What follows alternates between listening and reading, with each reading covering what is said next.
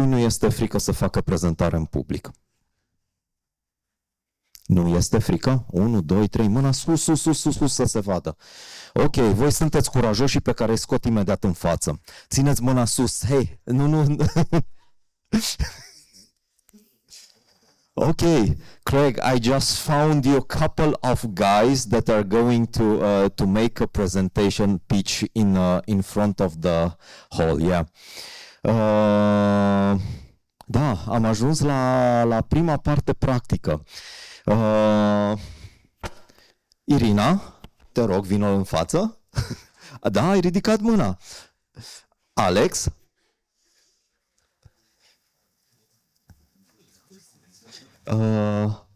Nu știu cum te numești. Andrei? Haide.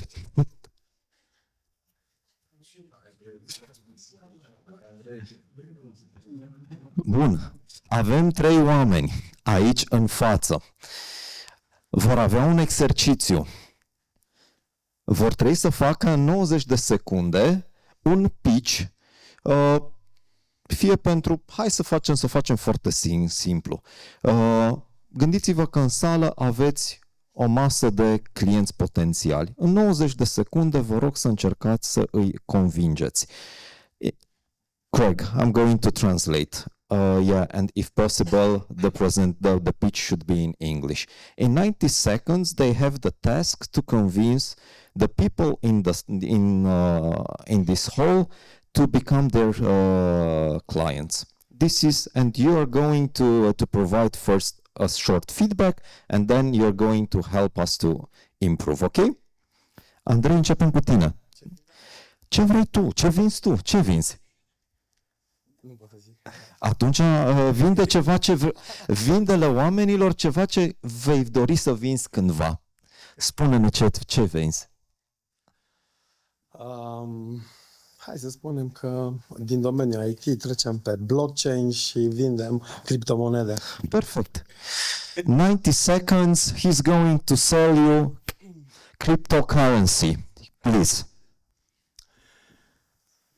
If you don't need it, don't buy it. Noi nu încercăm să convingem pe nimeni să cumpere ceva decât dacă aveți nevoie. Dacă nu aveți nevoie, poate o să identificăm nevoia, așa că o să-mi fie destul de greu să îmi dau seama fiecare ce nevoie are și de ce ar cumpăra o criptomonedă, dar mă gândesc că toată lumea vrea să facă bani, corect? Și toată lumea s-a săturat să facă bani greu, corect? Avem odată în viață posibilitatea de a investi în acțiuni. Aceste lucruri s-au dus în anii 60, în America s-au dus. Noi suntem un pic în urmă, dar acum avem o nouă oportunitate, o nouă posibilitate de a cumpăra ceva ce pot să, nu zic să facă 10x, sunteți familiarizați cu 10x. Știți ce înseamnă, da? X10, mă rog. Dar, totuși, un rate of investment care îți vine, să zic, un 50% în 2 ani de zile, în 3 ani de zile. Ce business îți aduce chestia asta la modul investești banul și ulterior îți vine profitul? Așa că dacă doriți să fiți mai bogați, nu să vă îmbogățiți, să fiți mai bogați. Eu zic să ne ascultați. Mulțumesc! Ok, deci avem primul pitch. Dacă timpul îți permite, te rog să faci training-ul de 2 ore cu Craig și la sfârșit vei face pitch-ul final. Ok, Irina. For the sake of our first conversation, I'll try to do my pitch in English. The first thing I will tell you is why you shouldn't work with me. Because what I do is out of passion. I have done this for my entire life. I started reading when I was about 7 and I was dyslexic. And that was quite a challenge for myself.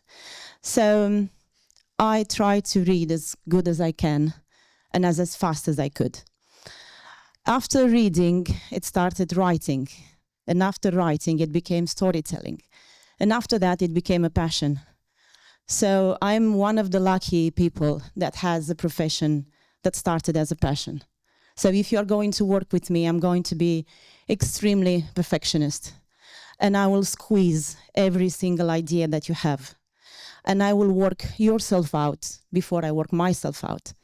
Because whatever I'm doing, it's not my task, but it's supposed to be your job. So I can't create a story where there is nothing to tell.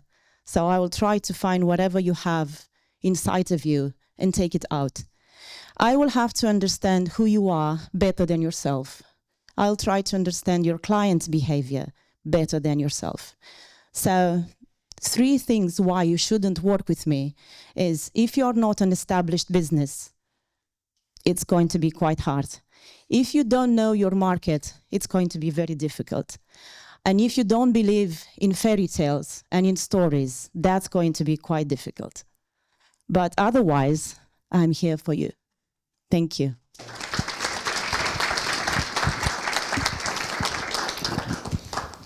Okay, I will try it in English as well.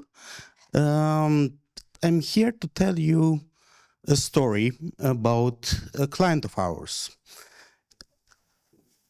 We implemented for him something that we call client loyalty app, a way for him to connect with his customers outside of the regular sales channels in a way that he builds trust, builds a sense of community, and rewards them for their loyalty in different ways. The result of this application was a 50% increase in sales, almost overnight. Do you want to have the same thing in your business? Do you want to know how you can connect with your customers on an almost daily basis, even if they don't buy anything from you? Do you want to know how to persuade them to come back to your site or your business to purchase even more, or even recommend your businesses or services to other people in their circle? Then please contact us. Ok, vă mulțumesc pentru moment. Asta este ceea ce vă rog să mergeți cu Craig după pauză la workshop-ul lui împreună cu încă 2-3 persoane, vedem cu cine, și la sfârșitul evenimentului vreau să văd ce a reușit să facă Craig în 2 ore. Craig, please come join us. I told them that they are going to join you after the break for your workshop, together with a couple of other people, and let's talk a bit with you. Please, a very short feedback at what you have seen, if you have one, or... Absolutely. The first presenter, I think that it's always great to open up with a bit of humor. I think that that's a great way of getting people engaged from the outset. So you did very well. That's the only bit that I understood. But to be honest, most people don't understand blockchain. So it's a very challenging topic anyway. So the language is not the language is not a barrier for it, or something else is the barrier with cryptocurrency. Yeah. It's there, but it's going up and down at the moment. So let's see what Trump has to say about it in a few months' time. Okay, the floor is yours, please. I just wanted to say just a few things. The second presenter, it's always good not to cross your legs and to put your hands behind your back, because this is kind of a defensive reaction that you give. I love the fact that it is a kind of an anti-presentation in as far as saying why you shouldn't come to me. Very often when I've done sales, and I believe that you also have great experience with sales, one of the ways in which you persuade people is you tell them 2 things or 3 things that they should have from you, but the 1 or 2 things that they shouldn't as well. So this is very often very useful for building trust. So I like that approach very much. And then the final one. I like the story, so I thought it was very nice. It was very difficult to connect to, though, I have to say. I think that people universally understand the value of loyalty. So telling a story where you can actually relate it to your audience might actually be more appropriate, and then go from there. But otherwise, I like the approach.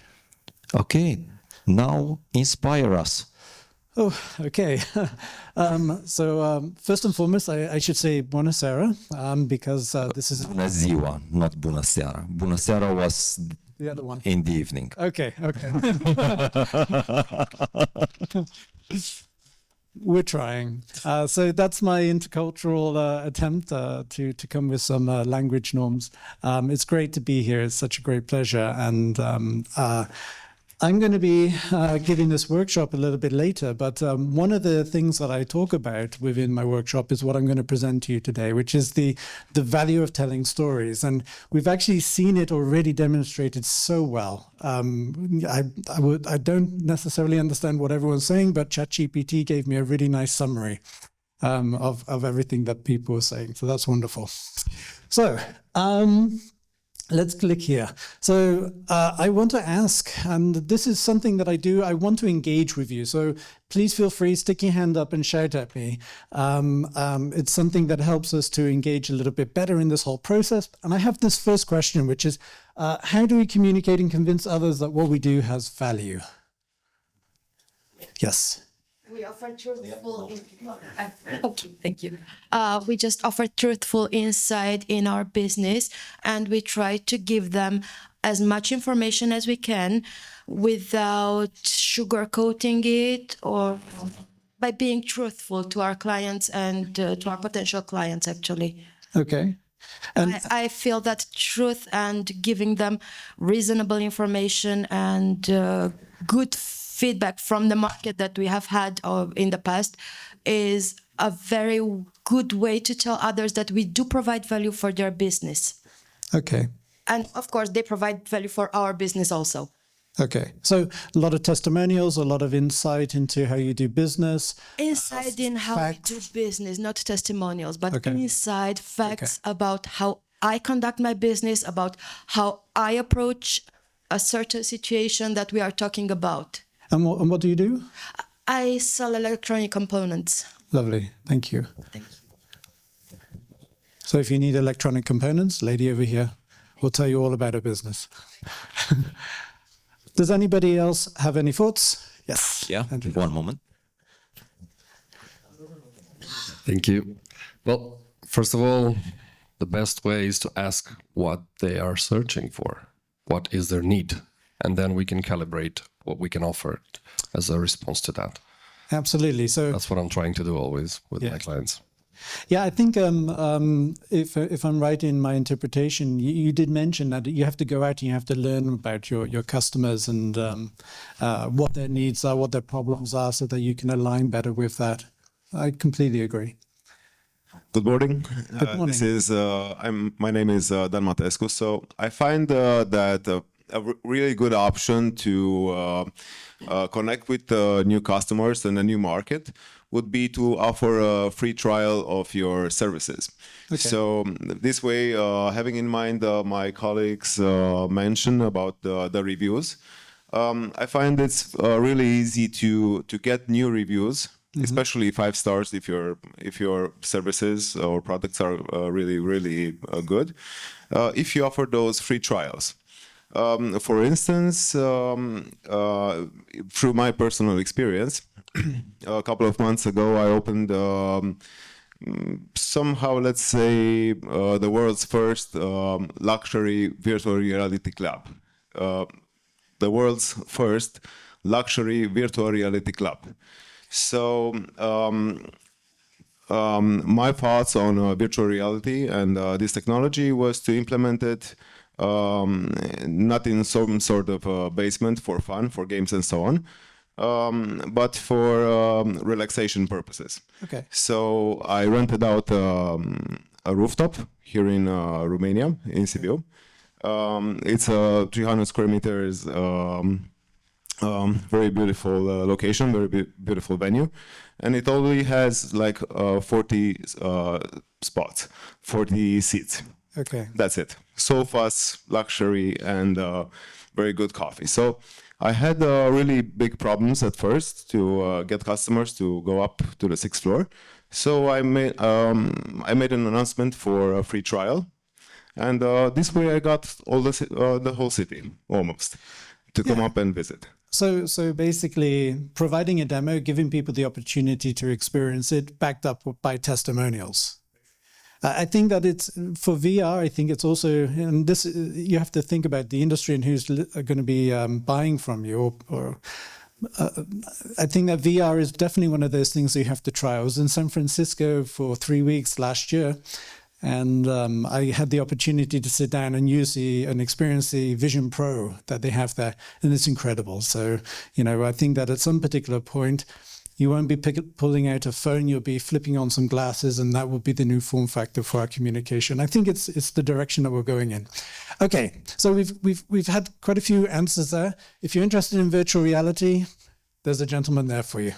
Okay, perfect. So for me, it's very simple. The reason why I'm here talking to you today is because I want to tell you about stories. So stories are an extremely important way in which you can convince others that what you have is valuable. And we've been doing it for 200,000 years, ever since we was trying to really understand how does the world work? How do we pass on knowledge from generation to generation in a way that is memorable so that your siblings don't go away and forget about the dangerous cliff or the slightly more dangerous saber-toothed tiger and get themselves killed. So we had to form information in a way that could be memorable. And that's what stories do. Stories enable us to create very memorable and very informative parts to any sort of persuasive language. So I want to show you this picture up here. It's from one of my favorite books. It's Lewis Carroll's Alice in Wonderland.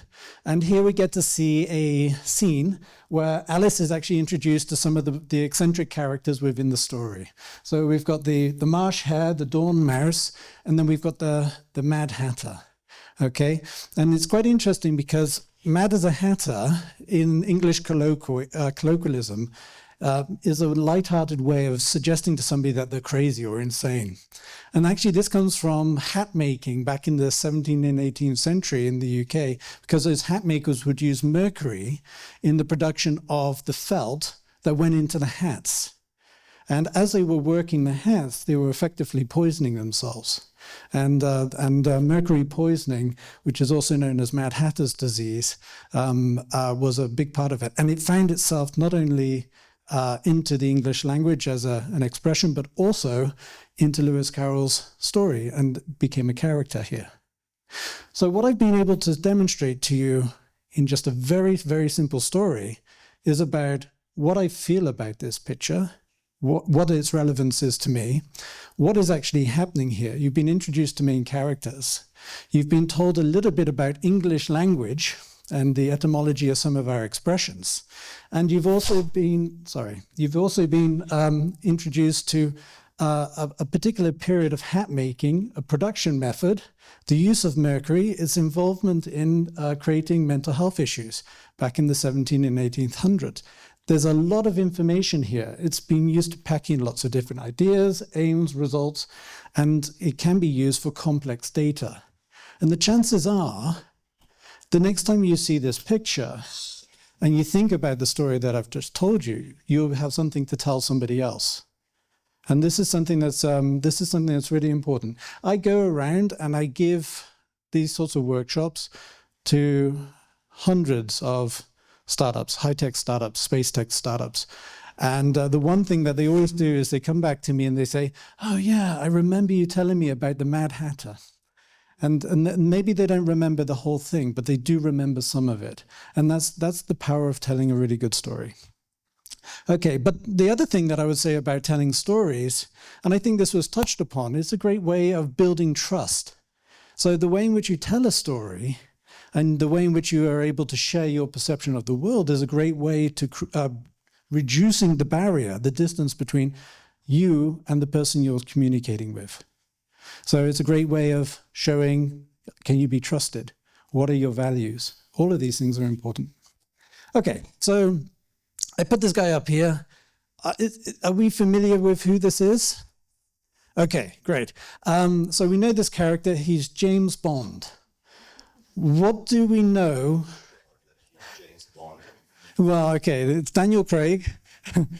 But this guy's James Bond. Okay. So what do you think about when you think about this character? He's British. Self-confidence. Expensive watch. This is very good.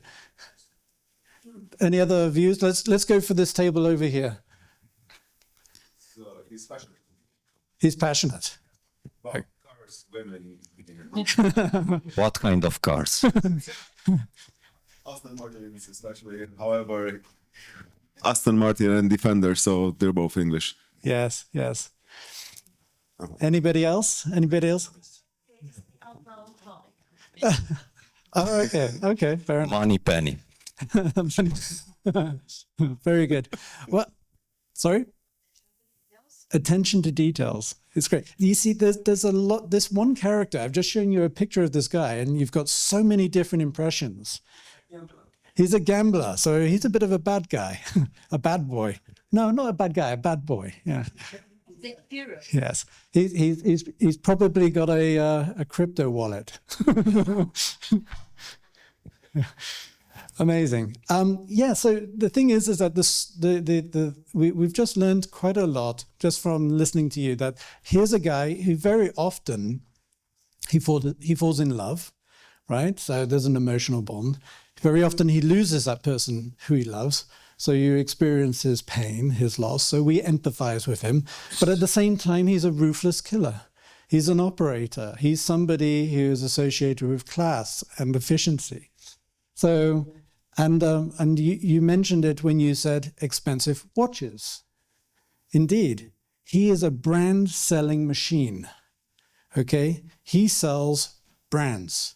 He's associated with brands and he's been doing it for decades now. So I want to just maybe put your attention on this watch here. So this is the Omega Seamaster. So if you was to go into a little, I don't know, Geneva watch shop and want to buy this, you'd probably be able to pick up something like this for about 4,000 to 6,000 euros or thereabouts, right? So it's not a cheap watch, but it's not the most expensive. This watch here, when it went up for auction, it was expected to reach between $15,000 and $20,000, right? Now, when it actually went to auction and somebody actually paid for it, they paid $132,000 for this watch. It's a second-hand watch. You know, it's not a brand new watch, you know, but it comes with the story. In the art world, we call this provenance, which is knowing the story behind an item. It adds value to it. It's incredible how it works.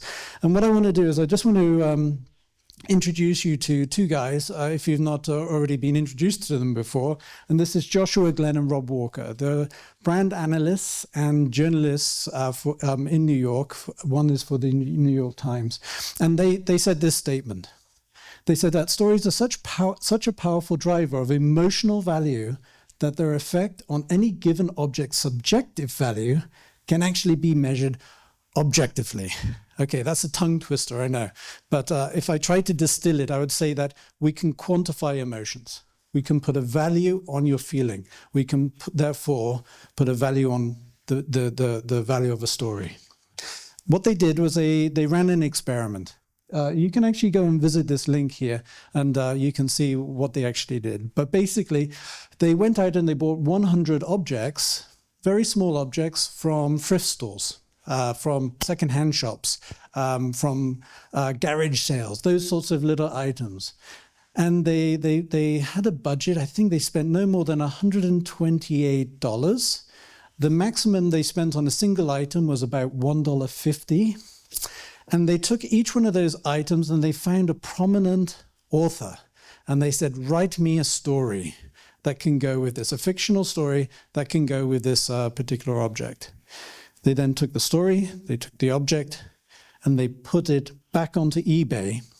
This is an example of one of those items. It's a horse's head that's been painted.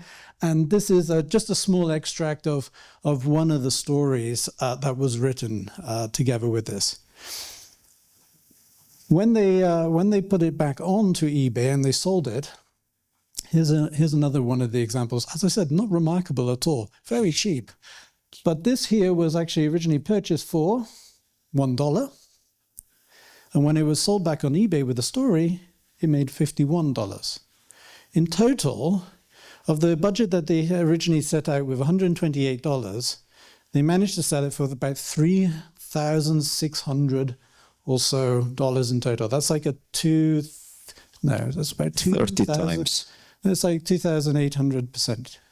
30 times more. Yeah. So this is an incredible demonstration of how storytelling adds value to things. And you know what the wonderful thing is nowadays with the creation of LLMs like ChatGPT or Claude, you can actually very quickly create stories. You can ask it, create a story about this particular object, maybe focusing on a particular benefit that the object has, and give it a certain word count, and all of a sudden you can add value to your objects. Make sure it's a good story though. Sometimes ChatGPT does create stories that are a little bit boring, but this is a greater demonstration of actually why it works. Okay, so I'm going to be doing this. This is like a little bit of a snippet of what I will be teaching later, and I'm looking forward to working with the guys who have said that they will join me.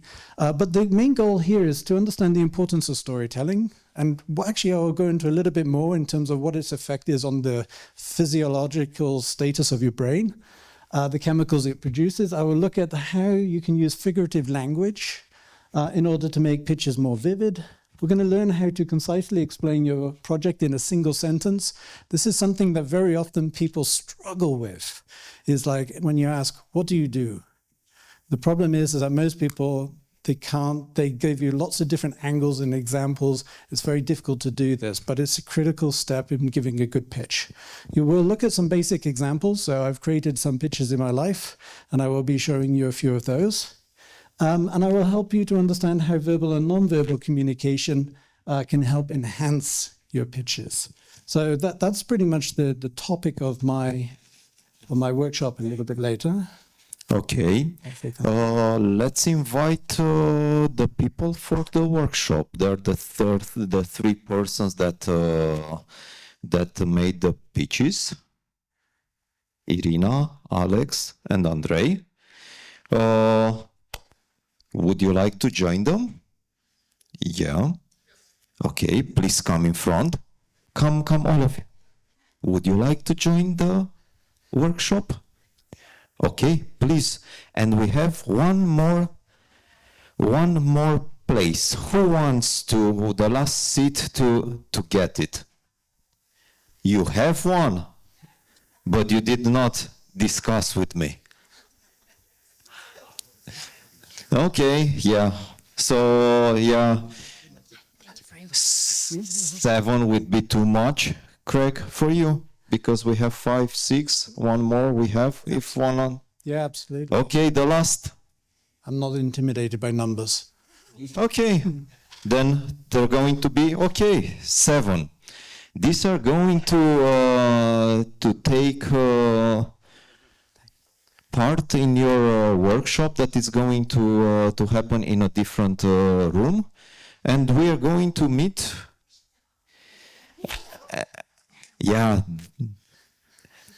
The last one, the 7 Magnificent. Okay, and they are going to join us at the end of the event after the 2 hours workshop, and I'm quite curious what's the magic you're going to produce. Yeah, I'm very curious too, so. Okay, thank you very much.